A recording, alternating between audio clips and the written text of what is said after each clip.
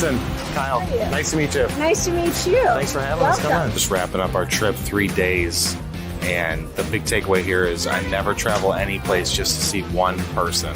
So when you sales guys are out there traveling, you need to then try and find 1 or 2 or 3 other people to see. The commodity manager of Electrolux wanted me to text her. That was her preferred method of contact. She was getting 200 emails a day. She said, just text me. This was 5 years ago. I'm like, okay. Literally could get her every time. What's up, guys? Kyle Milan here with Manufacturing Tribe TV. Today we're at MB&M Minneapolis show. You're always going to remember that person that was different than everybody else. So let's talk standing out and being unique. We're back with another episode. We've increased some of our production value, so hopefully you guys enjoy it. Brett's got a question. How segmented do you make the emails every 2 to 4 weeks? Are you sending to the broad group of contacts, or do you customize? I think that you could do it both ways, but I think in general, everybody needs to see your content. Everybody needs to see something that you're creating and something that you can provide value to. You can tell a story a whole lot faster in a 3-minute video than you can in a 14-page article or 10 2-page articles. Everything's about brand awareness and content right now, and it will continue to be that. So focus on producing some sort of content, and if you're selling B2B, which I'm assuming most people here are, focus on LinkedIn. Number one, we do not charge for this stuff. I put all of my content out there for free. Send it to somebody that you feel may get some value out of it, and also engage. If you guys have any questions, feel free to leave them in the comments. We'll get to all of the comments after the break. Those comments mean the world to us because it shows that you guys care. So don't just sit there and watch, but please engage and hit those thumbs on LinkedIn.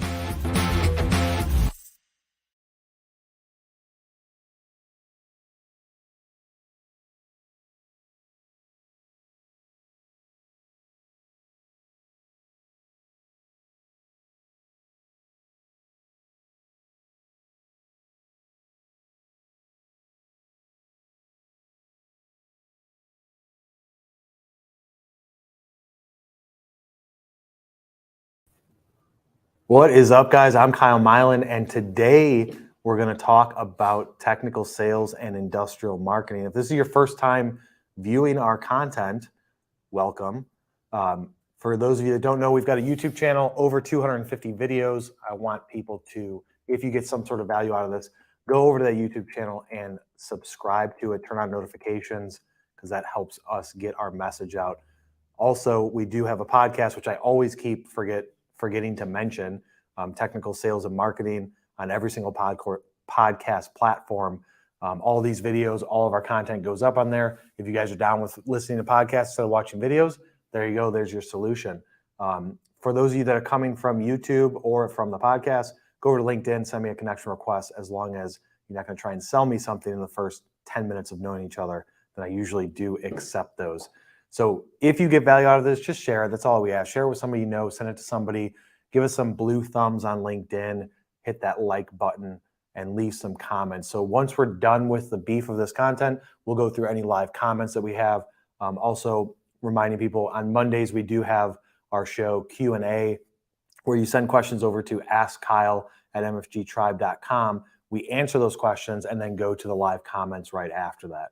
So for this episode, if you're in manufacturing and you're selling to other manufacturers, sometimes you can run into a lot of issues. And on this episode, we're going to cover the key areas to focus on. So let's jump right into it. Guys, if you can leave comments in the comment section, just saying like, have you seen my stuff before? Is this your first time viewing it?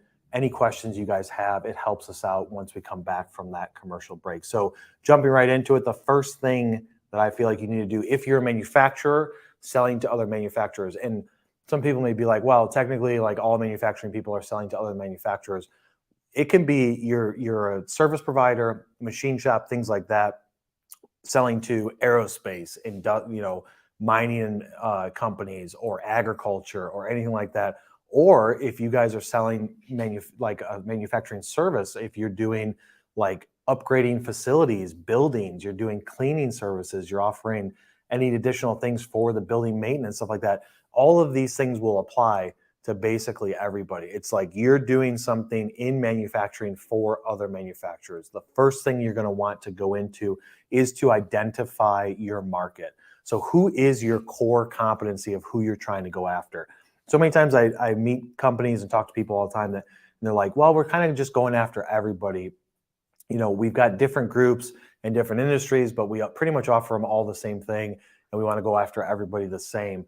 I can tell you that if you can at all identify your market into smaller buckets, whether it is specific industries, specific geographic regions, specific things that you can identify the market a little bit different than the rest, it can help if you have the workforce behind you to then strategically target them. So it's kind of like account-based marketing where you're saying, I'm going after these accounts. Now, whether it's 100 accounts or you're going after 1,000 accounts, you're still identifying the market as closely as you can.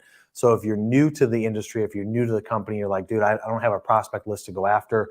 You can go after existing customers and look at what companies do they compete with. You can go after the unsold list, which are people that your company previously tried doing business with, send proposals, send RFQ, send quotes to them, and you didn't get that business. You can go after and look at them. But if you're trying to build a prospecting list from scratch, try and start with some sort of identification, starting with geographic region, starting with the industry, starting with some sort of common denominator to where you can say, look, I take old buildings. This is something that doesn't get enough attention. You go into a manufacturing company and let's say the ceilings are 20, 30 feet high. And a lot of times nobody looks up there and it's usually pretty dirty. And I've come across a few companies over the last few years where they come in and they repaint that. And if you're working at a place, you may be like, yeah, we had our ceilings redone, the internal ceilings redone. So they may focus on a specific size of a company, a specific size of a business, a specific geographic region. They may say, we want to go after buildings that are 10 to 20,000 square feet. Well, how do you know that without going through it? Well, you can probably make some assumptions by saying like, it's going to be roughly this size of a company from an employee standpoint. If they have 30, 50, 100 employees to maybe 250, 500 employees, those are those key identifying things that you need to identify your market, because then all of your marketing, all of your sales activity can support what you're doing to try and attack that market. And even if you do break it into subgroups and micro buckets, you can still attack it strategically. So the first step is going to be you have to identify what is that specific market. I was on a call yesterday with a prospect and he's like, we know who we want to go after. We don't want to do businesses with these people. We know we want to do businesses with this other group of people, bigger companies, larger opportunities. They don't want to deal with the fish and like the sharks all the time. They're going after the whales. So you can sometimes identify by making a list of who don't you want to go after, right? I don't want to deal with these types of people, which then is going to leave a different market open, and you can say, these are the people I want to go after. So you can somewhat reverse engineer the profile of that perfect customer and then just work backwards based on, this is the perfect company I'm trying to go after. Whether it's an existing customer you have, you can reverse engineer a profile, say, this is an existing customer, I'm going to reverse engineer the profile of companies like it. Doesn't necessarily have to be the industry, but size, geographic location, things like that. Once you identify it, then you can move into the next step. The second step is going to be, how are you going to build out your value? And so many technical salespeople go after it from the standpoint of like, I want to show up and throw up my information. I want to go into it. And it's not really even like technical salespeople. I feel like salespeople in general walk into a meeting or on a phone conversation and want to just rattle off all the different things that they can do. That is the exact wrong way to approach it, because you're throwing up all of your information onto that person. You're going to lose their attention. You're going to lose their patience, and you're not really driving the conversation into something that's a conversation instead of just a presentation. Even in presentations, I talk about this on so many videos. You don't want to, if somebody says, hey, come in and pitch me, I'm going to get you 8 people in a room, go through your presentation. You don't want it to just be talking about the general things that you do. You don't even want to necessarily go down the path of being like, here's all of my different case studies, companies that we've dealt with, things that we've done that are awesome. Don't even go into that in the beginning. What you're looking to do is try and build value with your services and your service offering. You should already know what it is that your product or service does that provides value to people, right? So the first thing is you have to provide value to exchange for money. If you can do something for somebody else, they see value in it, they will give you money to do it for them, right? Cutting your grass. If you don't like cutting your grass, you hire a lawn service to cut your grass for you. To you, it's worth the time to not cut your grass, and the $40 you're going to give that company to cut your grass, it's worth it to you for that value, right? It's a simple thing of figuring out what value do you provide, but then how do you get them to realize that you're providing that value. You do it by asking questions. Okay, don't go into it by saying, this is how I'm going to pitch it. This is the script I'm going to go through. I'm going to present these things and this and that. You have to go into it from the standpoint that I'm going to start by asking them questions. And some of you that have listened to my content before, you know what I'm going to say. You have to first determine what is the problem that they have that you're trying to provide a solution to. You're not trying to say these are all of our features and make them figure it out. You're trying to provide a solution to a problem. So first you have to figure out what is that problem. And if you're doing something like painting the underside of ceilings at manufacturing companies, you say, when's the last time that you've had your ceiling repainted? Is it dirty up there? Or what are some issues that you have with your facility and the upkeep and the maintenance of it? And you just sit back and let them talk. They will tell you what their problems are if you allow them to talk. But if you just go into from a standpoint that I'm just going to go in there, spit out all my features, all the things we can do, we can come into your building, we can do the floors, we can do the ceiling, we can paint, we can build stuff, we can fabricate, we can do cleaning, we can do weekly stuff, we can do monthly services, we can do like projects type stuff. Those are things that you don't want to do. You want to go into from the standpoint of what is an issue that you're having, and then what is the solution that we can provide to that specific issue, and only focus on that initially. You don't want to go into it and just say, this is everything we can do. So you have to build the value. The value happens whether you're in marketing, you're like, how do I build value with marketing? You can use a question that you commonly get. You can say, here's a common question that prospects or the current customers come to us to solve. Here's our solution for it. Put it on a graphic, put it on an email, put it on anything like that, and push it out there, because other people are going to be like, yeah, I have that problem too, and these people are solving that problem for me, so I'm going to reach out to them. From a sales standpoint, asking them questions from the beginning. Do you currently have a solution for this? What is your main issue with that? Is there anything that you deal with on a weekly, monthly basis that your upper management or boss is coming down on you for and that you don't have a solution to? Let them talk and then see, do you have a solution to that problem? And then build value behind. They've identified they have the problem. You have the solution. They're going to find value in that solution because they've already told you it's an issue. Then it comes down to how much of an issue is it for them? And does your service or product provide enough value to justify the cost? But you got to build value. Stop looking at it from a standpoint, I'm trying to sell people directly. I'm trying to get them to say yes. And you want to get them to say, here's my issue. I'm going to solve it for you with these solutions, product or service that we have. If you said that this was so important, you can use it. Then later on down the sales process, you can be like, in our first call, you mentioned that this was a major issue. So here's the solution, here's the cost for it, and then wait and see if they accept it. The third area you're going to do is, once you've determined all that, you've got your target market, you've identified your market, you know how you're going to build value, you know how your pitch is going to be. Now it's time to attack. So you're going to attack the market. You do not want to do this lightly. You do not want to do this slowly. You want to do it strategically. So the areas that you want to focus on is, you're going to want to have some sort of email marketing in place, whether that's a very robust system with HubSpot email marketing automation and putting them in campaigns and workflows and things like that. Or it's just, if you're doing it on a budget, then you want to just send out broadcast emails on a certain schedule. But then you also want to try and follow up with phone calls. That's the best way to do it. You can have people making phone calls, have people following up with those emails that were sent from those people. You can have people doing cold calls for you and tie that all into the email marketing. But email and the phone are super powerful because not many people are doing it. The other area you're going to want to look at is pushing hard on social. So again, you don't want to just say, these are all the things that we can do and just scream it out there. You have to be creative. You have to stand out. Look at your competition. Look at your top 5 competitors.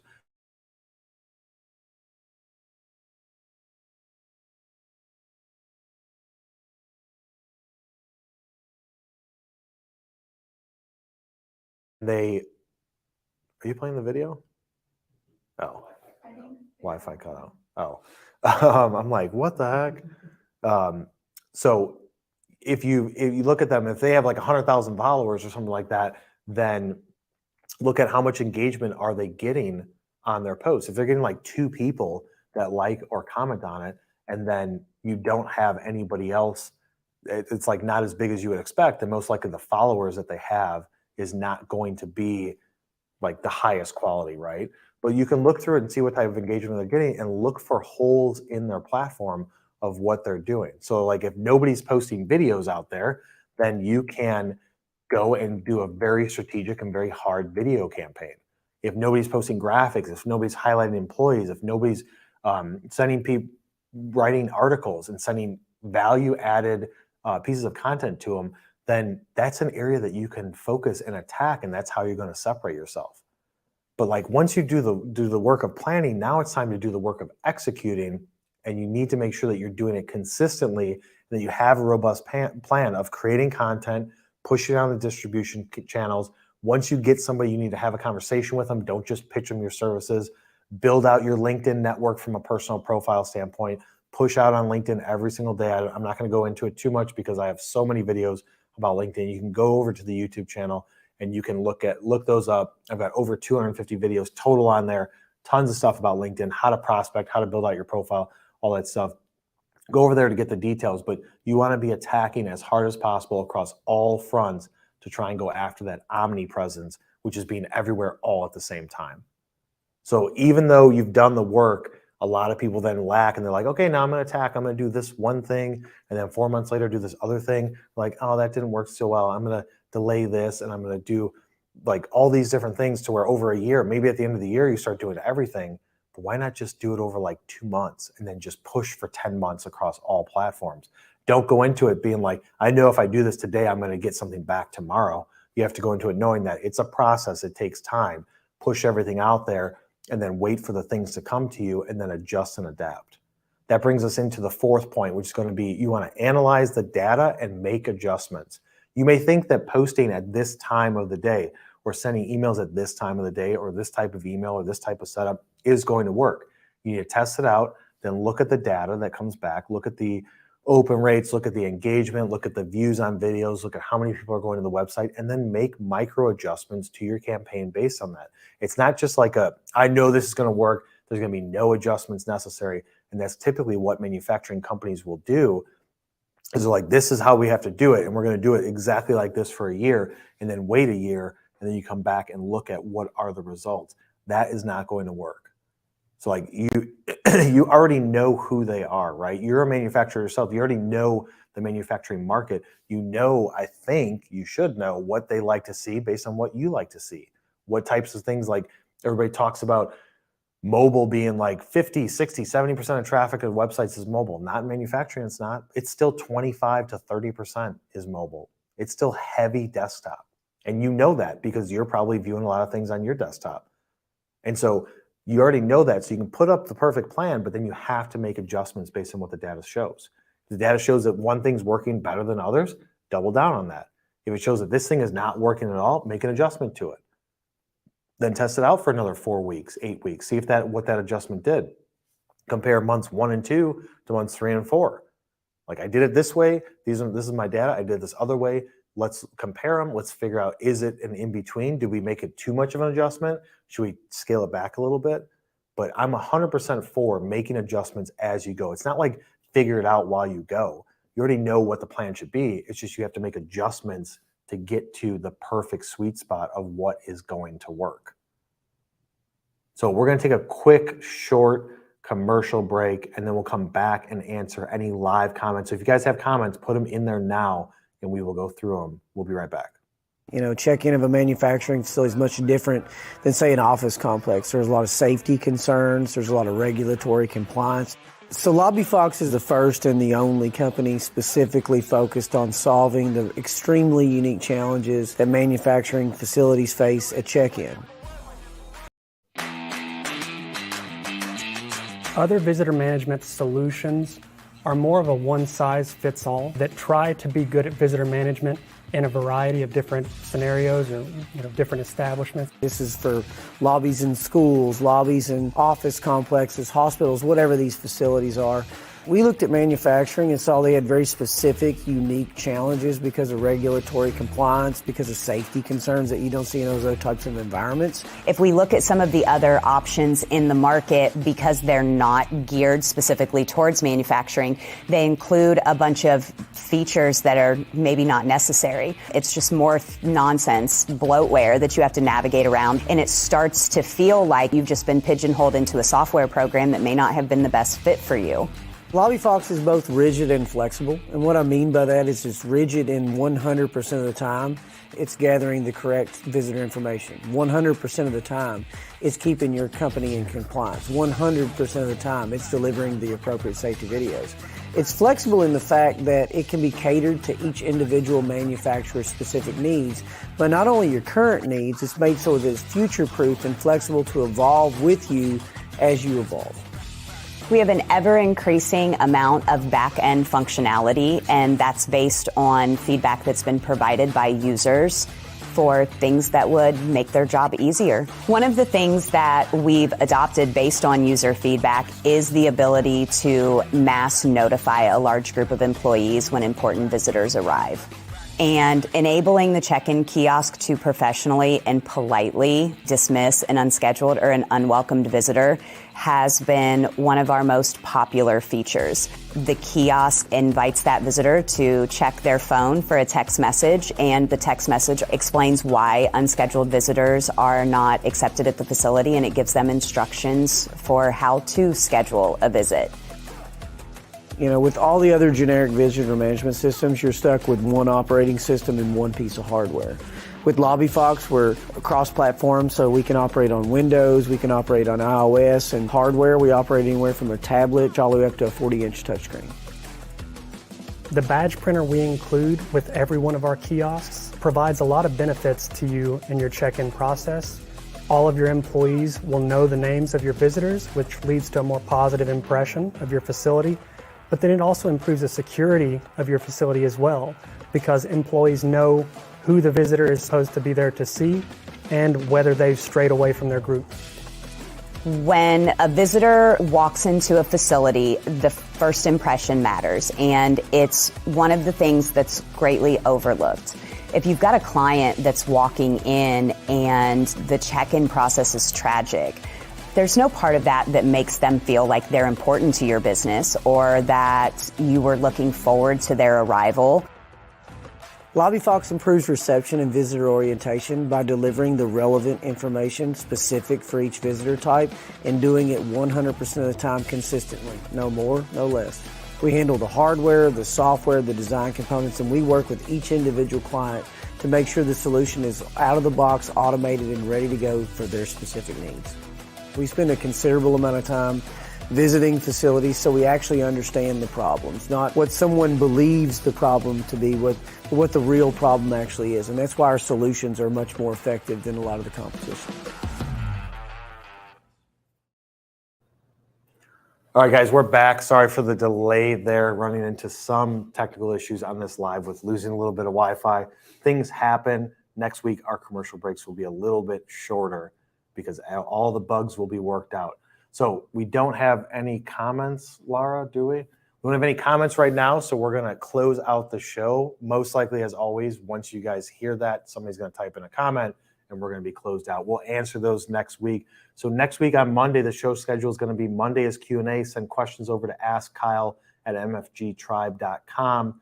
Tune into that show at noon Central Standard Time. Wednesdays, we're going to be talking about something with industrial marketing or technical sales. As always, noon Central Standard Time. Go to the YouTube channel and subscribe. Turn on notifications so you know. I keep on plugging Instagram, guys. If you guys are on Instagram, go over and follow me at Kyle J. Milan. We're going to be doing some behind-the-scenes stuff only on Instagram because that's a platform that does it the best right now until LinkedIn figures something out with stories or short posts. And as always, we will see you on the